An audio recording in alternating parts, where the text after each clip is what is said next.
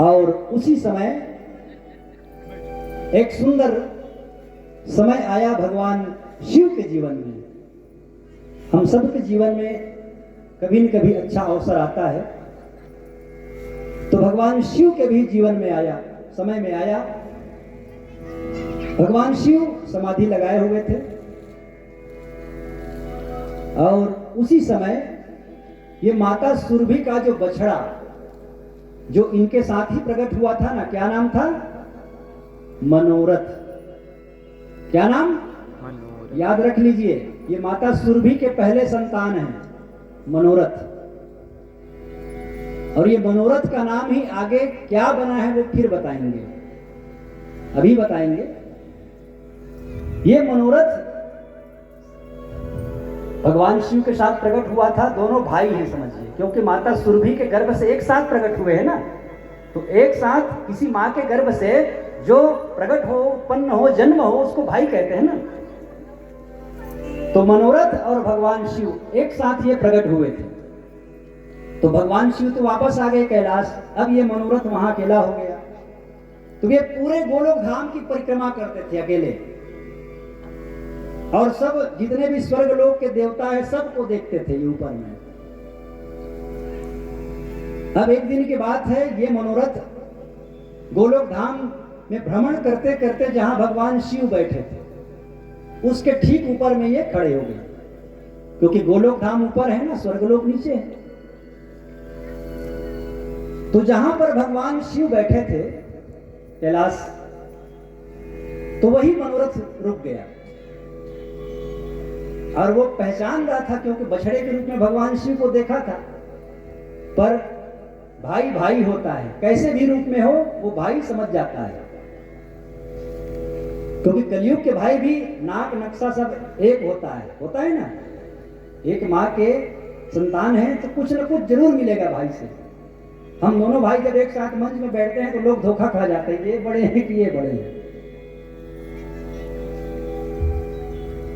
तो वो मनोरथ छोटा सा था, बछड़े थे, दूध पी करके आए थे, वह भी सुरभि माता का।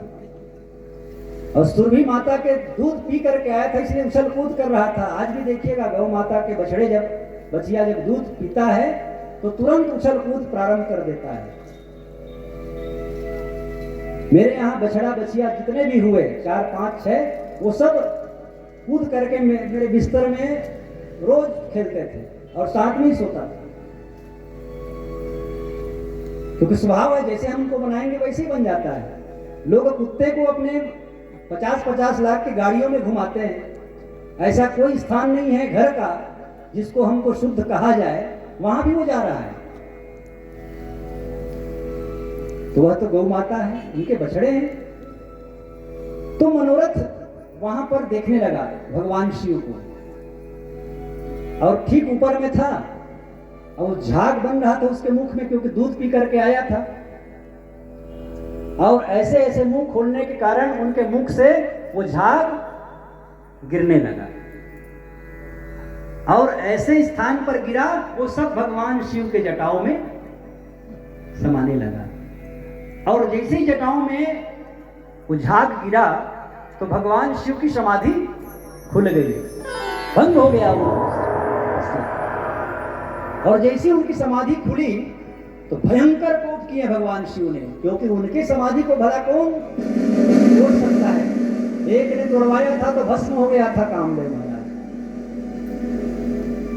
तो जैसे उनका समाधि खुला तो भगवान शिव जी भयंकर क्रोध में नजर आए और तीसरा नेत्र प्रकट हो गया। बोलिए त्रिनेत्र भगवान की जय। और जब त्रिनेत्र खुला भगवान शिव का, उस समय कहते हैं कि संसार में जितने भी गौवंश थे पूरे विश्व में,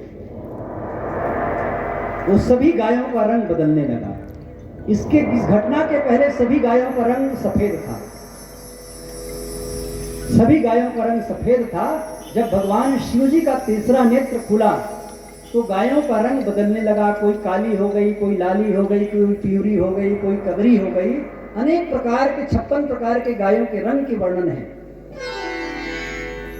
तो जब गायों का रंग बदलने लगा तो ब्रह्मा जी चकित हो गए, बोले क्या ऐसा घटना घट गया, कौन सी भयंकर घटना घटने वाली है। भगवान परमपिता ब्रह्मा जी चिंतित हो गए। भगवान श्री हरि को लेकर के तुरंत वो कैलाश पर्वत पहुंच गए। और जब यहाँ आए तो देखा कि भगवान शिव जी का तीसरा नेत्र खुला था और भयंकर कोप निगाह से वो मनोरथ की ओर देख रहा था। भगवान परमपिता ब्रह्मा जी ने कहा कि भोलेनाथ आप ये क्या कर रहे हैं। तब भगवान शिव जी कहते हैं कि हे परमपिता, इन्होंने मेरी जटाओं को जूठन कर दिया। तब परमपिता ब्रह्मा जी कहते हैं कि हे महादेव, आप तो देवों के देव हैं, लोग आपको जल चढ़ाते हैं और न जाने 4 गुण जल चढ़ाकर क्या क्या आपसे मांगते हैं और सबको आप देते हैं, और कभी कभी तो ऐसे देते हैं खुद चक्कर में फंस जाते हैं।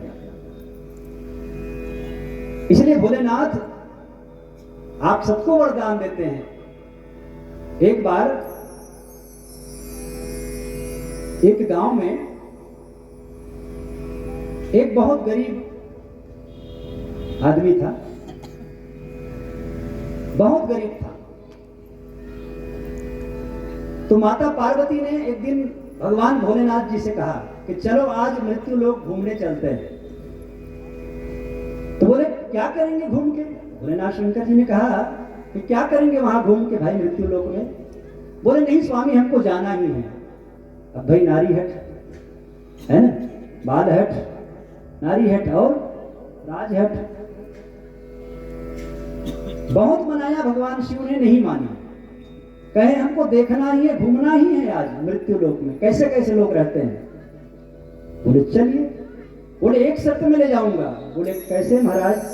बोले वहां किसी को भी देखोगे तो कृपा मत करना, ये मत कहना कि ये गरीब है, ये अमीर है, ये ऐसा है वैसा है, बिल्कुल मत बोलना, जो जैसा है वैसे ही रहने देना। बोले ठीक है महाराज, कुछ नहीं बोलूंगा, चलो तो कम से कम। अब भगवान शिव जी बढ़िया माता पार्वती जी के साथ अपना भेष बदले और एक गांव में उतर गए दोनों। अब वो पूरे गांव को भ्रमण करते करते गए तो देखे बड़े बड़े महल अटारी जैसे दाढ़ी में है ना, 4 मंजिल 5 मंजिल 6 मंजिल, इतने बड़े बड़े महल अटारी देखे। भोलेनाथ जी ने, माता पार्वती जी ने कहे भगवान इतना सुंदर प्रभु यहाँ का पूरा चकाचक है। बोले हाँ, ये सब गांव वाले हैं। बोले ऐसे चकाचक रहते हैं, काम भी करते हैं, 5 बजे 4 बजे 3 बजे उठते हैं सुबह। ये शहर वाले जैसे थोड़ी है 12 बजे 8 11 बजे उठे। जब घूमते घूमते जब एक स्थान पर गए तो एक विचित्र माता पार्वती जी ने देखा। इतना गरीब आदमी था एक आदमी। बोले उसके पास पहनने के लिए भी ढंग से कपड़ा नहीं था, फटा पुराना पहन करके उनके बच्चे इधर उधर सब दौड़ कूद कर रहे थे, सब वैसे फटे पुराने। अब पार्वती जी को दया आ गई। कहे प्रभु देखिए, एक के पास बड़े बड़े महल है, रहने के लिए आदमी नहीं है, महल पड़ा है, वहां रहने के लिए कोई आदमी नहीं है, महल खड़ा है। बोले ऐसे महल किस काम का। और इसके पास देखिए, बोले पहनने के लिए कपड़ा नहीं है, खाने के लिए अन्न नहीं है, ये कैसे सृष्टि आपने बनाया है। बोले महाराज कुछ कृपा करो दो इनके ऊपर, अब आए तो हैं घूमने देखने, तो थोड़ा कृपा कर दो।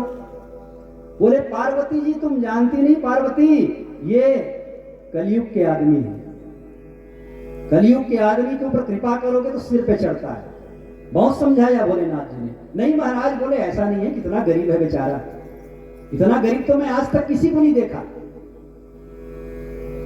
बोले तुम नहीं जानती, मैं तुमको बोल के आया था ना किसी के ऊपर कृपा मत करना। महाराज मैं किसी के ऊपर नहीं, इनके ऊपर कृपा करने के लिए बोल रही हूँ, बहुत गरीब है, थोड़ा सा कृपा कर दीजिए।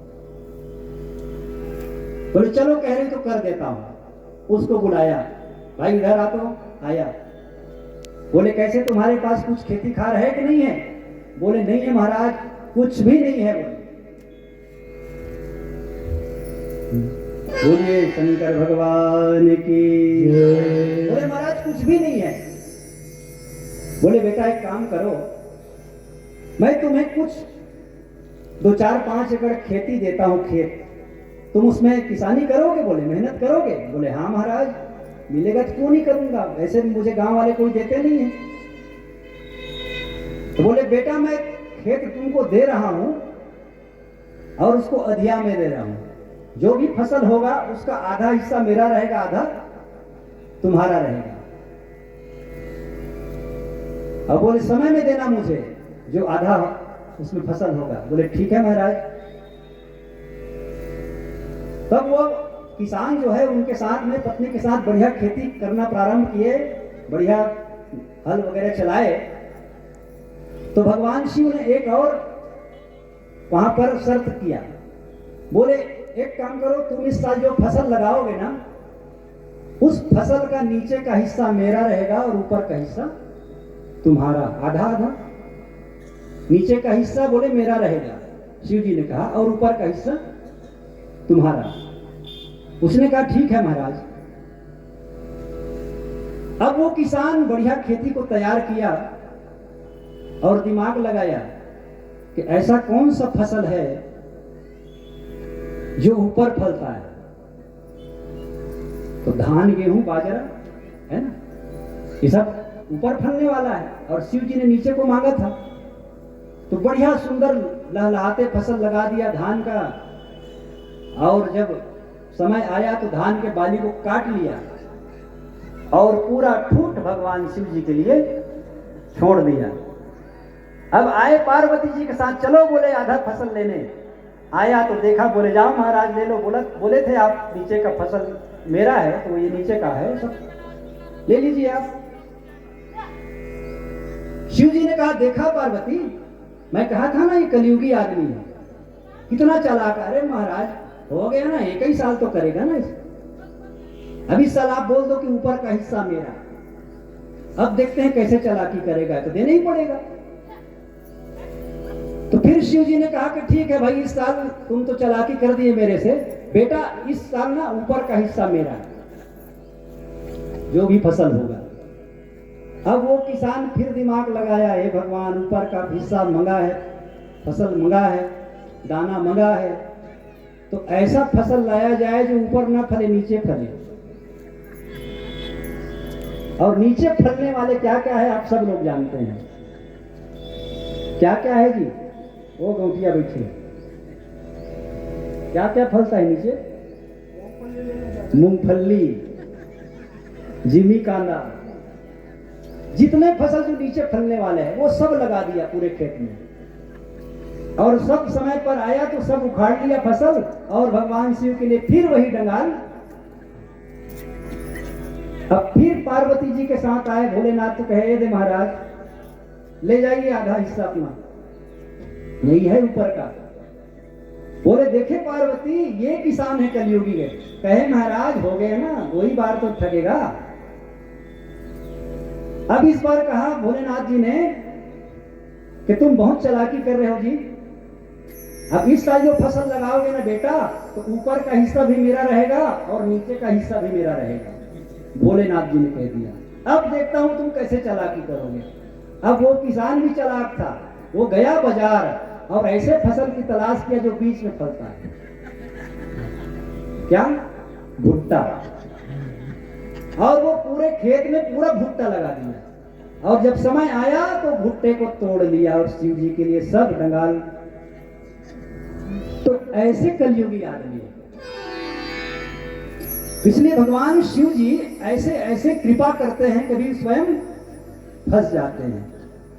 तो भगवान परमपिता ब्रह्मा जी ने कहा कि हे भोलेनाथ, आपने अकारण मनोरथ के ऊपर कोप किया है। हे प्रभु, यह आपकी जटाओं को जूठन नहीं किया है,